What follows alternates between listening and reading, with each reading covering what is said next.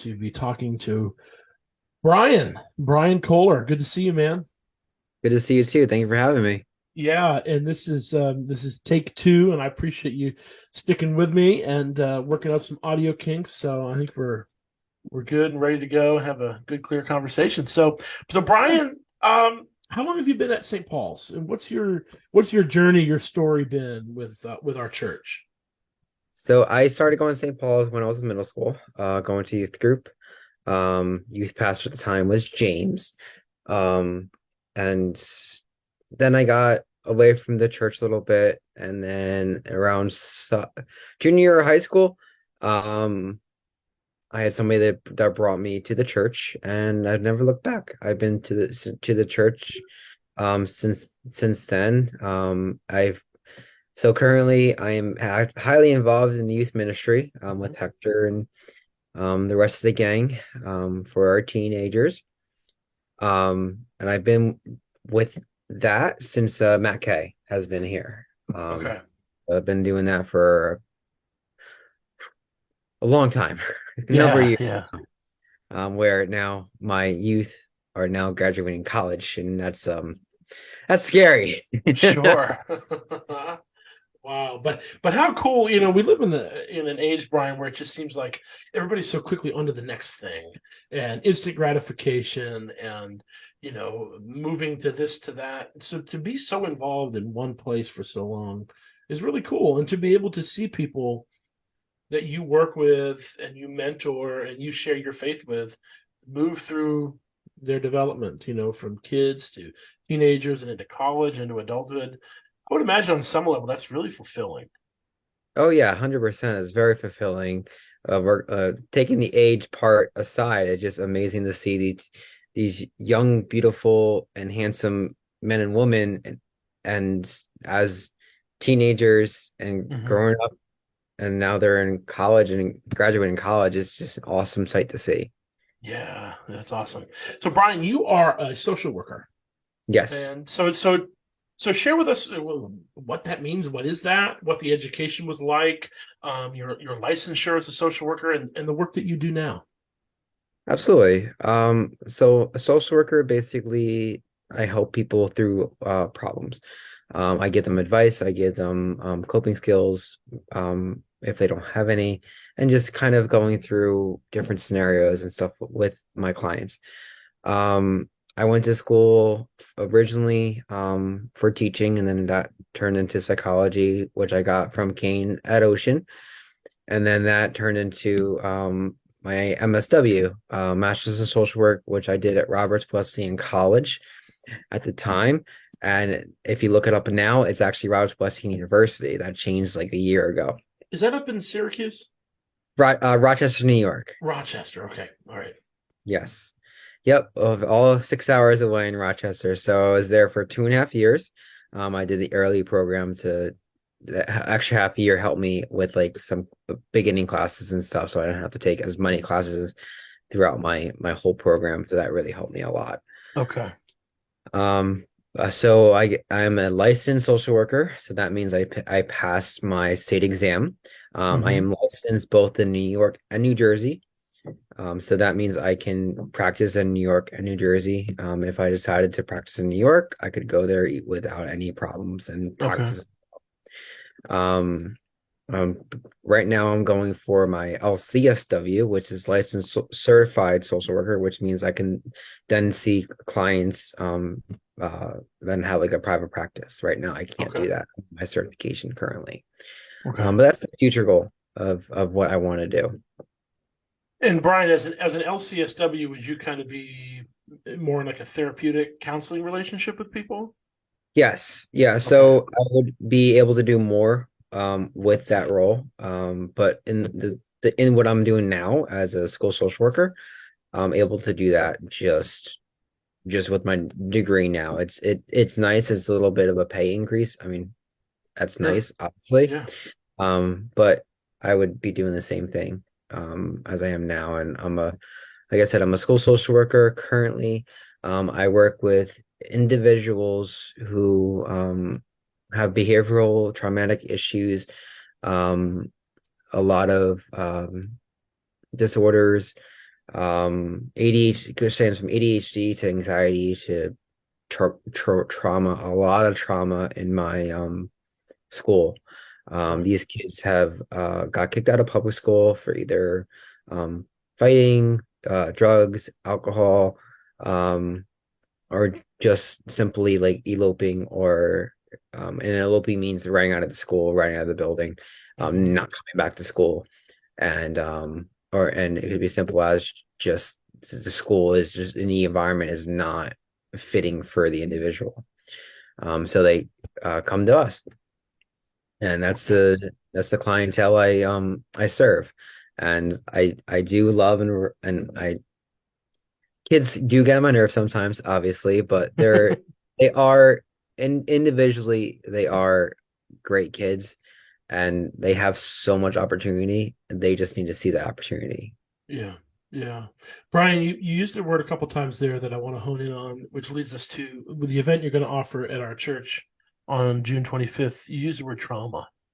Hmm. And in your workshop on the 25th from 12:15 to 2, you're going to talk about how to, some coping strategies for trauma, depression, anxiety. So, can you define those for us and maybe give us a little taste of what you're going to be doing and talking about on the 25th?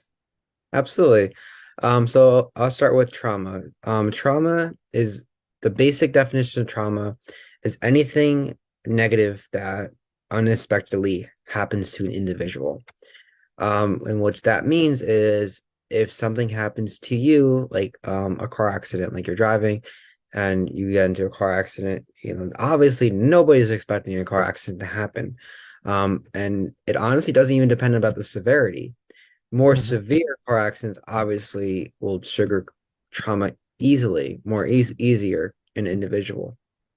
However, even a small fender bender to you might seem whatever, that's nothing, but to another individual, it might be horrible, and because that might be the only accident they experience, and it could be a traumatic event. So trauma is defined across the board very up and down. It's not one kind of definition at all. Okay. Um, and then people always joke about like, oh, this is traumatic, this is traumatic. But is it really? And we have to come kind of think about that and take a step back.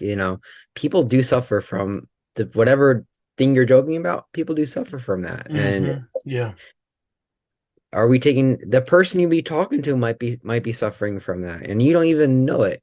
It's just very we use it so like loosely that it's a problem. Yeah. Um, and so their trauma is defined as many different types of trauma, and I'm going to be going to more specifics and more detailed at the at this little seminar we're doing at St. Hmm. Paul's. Um, and I'll be breaking down what trauma is, what kinds of trauma there are. There's more trauma than PTSD, which is post-traumatic stress disorder, and that can go along with anxiety as well. Um, and but we when we think of trauma, we think of that PTSD, but there's Right. more gambit to trauma than just Mm. that. And I'll be going into like secondary trauma, what that is, and more into detail with that as well. Hmm. Going into anxiety and depression and um, a little tidbit. Um, Trauma, anxiety, and depression, they're all linked, Okay. all linked together. And this is why we're kind of doing it all together. Um, Okay. Granted, you could have a seminar on trauma, on just anxiety, on just depression, because there's so much to cover. But I'm going to be focusing more on the trauma aspect Hmm. of it, and then go into little details about anxiety and depression. Okay. Um, but anxiety is something that either you're worried about or just something you're anxious about. And that could be anything from social anxiety. That could be anything from, generalized anxiety disorder. That could be eh, like anxiety that you can't even walk out of your room. And has happened to people. Like they so anxious Sure. that they can't even walk out of their room. Um, Right. Having panic attacks, that's anxiety. That's an anxiety attack. Panic attack and anxiety attack are the same thing. Um, and just when you feel overwhelmed, your heart starts racing and you can't do what you normally do or what is quote unquote normal in society. Society terms is normal. Like going Okay. to talk to people. That's societally normal. Some Sure. people have social anxiety and they can't do that. So Right. Right. I'll go into a lot more detail about like what teens suffer, what the Bible says about these disorders. Okay. If you don't think people in the Bible have suffered from trauma, anxiety, and depression, you are 100% wrong. Gonna play it Yeah. right there. You are 110% wrong. Right. Um, what do you think? Jesus went through trauma. Jesus died for us, and that's a Yeah. traumatic, obviously on your body. Hmm. Um, but yeah, I'm definitely going to that. And then depression, to go on your last point, depression is just an overwhelming feeling of like sadness. You can't explain it, it just comes on. You can't get up out of the bed in the morning, you can't function normally. Um, and depression can also stem from a lot of different things as well. It can stem from trauma, it can stem from your just anxiety, it can stem from life events that happen to you. Somebody passed, you lost somebody, you lost a relationship, you lost a loved one. Um, and depression is is manageable in some aspects, and some Hmm. aspects it's not. And we're going to be going over all those aspects of the hard topics too. Not I don't want to sugarcoat anything when it comes Sure. to this. Um, I'm not going to go into much detail about like suicide ideations and stuff like that, but I am Hmm. going to touch about that. And it's a sensitive topic. I understand that, but I do think it needs to be known. Depression and suicide, they go hand in hand. Like I don't Yeah. think talk about you can't talk about depression and not talk about suicide. It just doesn't for Sure. me it doesn't make any sense. Yeah. So we are going to talk like very, very small. I'm not going to be focused on suicide a lot, but I'm going to be talking about the signs and symptoms of suicide Hmm. and how we can help those individuals Yeah. Yeah. That's where so they can important, go. Brian. Yeah. Yes.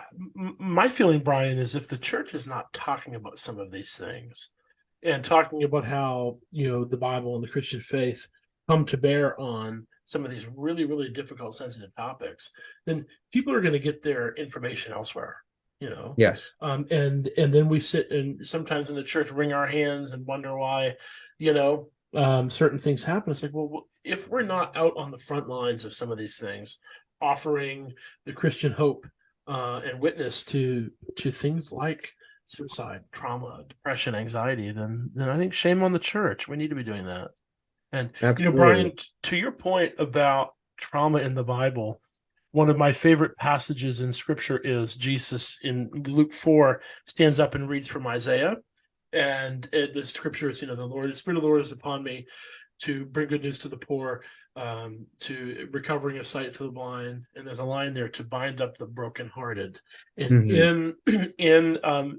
in the Old Testament, in Isaiah 61, from which Jesus is quoting, um, that word for brokenhearted is kind of almost the Hebrew equivalent of traumatized. Um, Okay. and so it's there in the scripture. It's there that part of Jesus' mission is to restore people who've been traumatized, and Absolutely. I think that's so important. He was traumatized to save us from our trauma. You know. Exactly. That's the best phrasing to put it. Yeah, and Yeah. I think a lot of people are afraid to recognize they have something going on, or Sure. they don't want to recognize it because I go to the church, I should be happy all the time. I go to Yeah. church, I surround myself with people, with good people, I should be happy all the time. And then there's this word stigma around mental health. Yes. Right. Right. and I just want to get rid of that stigma, honestly. It's just, yeah, granted, like us growing, like me growing up, like there wasn't so much of talking about it like when I was in like elementary school and stuff like that. Hmm. But nowadays, thank the Lord that it's becoming more socialized and more Yes. aware in schools, especially because that's where it happens the most Yeah. in the school systems.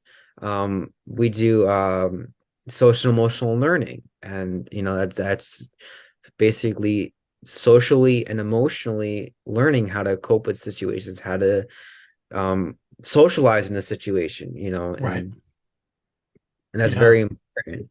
And just getting rid of that stigma will do wonders for a lot of people. Yes. Um, and just having open conversation and saying, I'm not okay. I need help. And Hmm. that's okay. And it just, me as a professional, like, I recommend for anybody who is having trouble or having worries or having anything that's going on, even if you don't think it's a big thing, go talk to somebody. It doesn't hurt to have a third party opinion about something. Going through a hard time, going or just trying to decide what I want for dinner.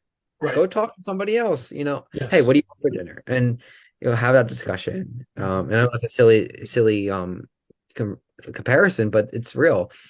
If you can't talk about that, you're not going to talk about the hard stuff either. Like, Yeah. when you're feeling upset about with somebody, when you're feeling depressed, when you're feeling anxious, when you have the trauma, you need to feel comfortable with somebody in the church, in your family that you trust and that you can go to. And then if Yes. they don't have the experiences, or you're not feeling they can help you, go find a professional. Go talk to somebody. Go to Better Health. Go to different organizations that will help you with counseling and Yeah. counseling services. And I will provide a lot more of that um, at the end of my presentation on the 25th as well. Awesome, Brian. Well, I'm looking forward to it. I'm going to be there and really thank you for being willing to step up and do that. I think that you are your you know, just helping destigmatize these things and bring the ministry of the church and the Christian faith to bear on things that are so relevant and so needed today. So that's awesome. So, Brian, if people want to register, how can they do that? By going to stpaul's.org, right? stpaul's.org. stpaulsbrick.org. Yep. Thinkupbrick.org. And then there's a link for the sign up genie, and then you can sign up through there or simply call the church. Awesome. Yeah, and you can reach the church at 732-458-2080. Well, Brian, thank you. I hope this is if anybody was on the fence about coming, man, you got to come. Share the word, invite your friends, and come learn about these relevant topics and how to deal with them. So, thank you, Brian. Appreciate you. Thank you.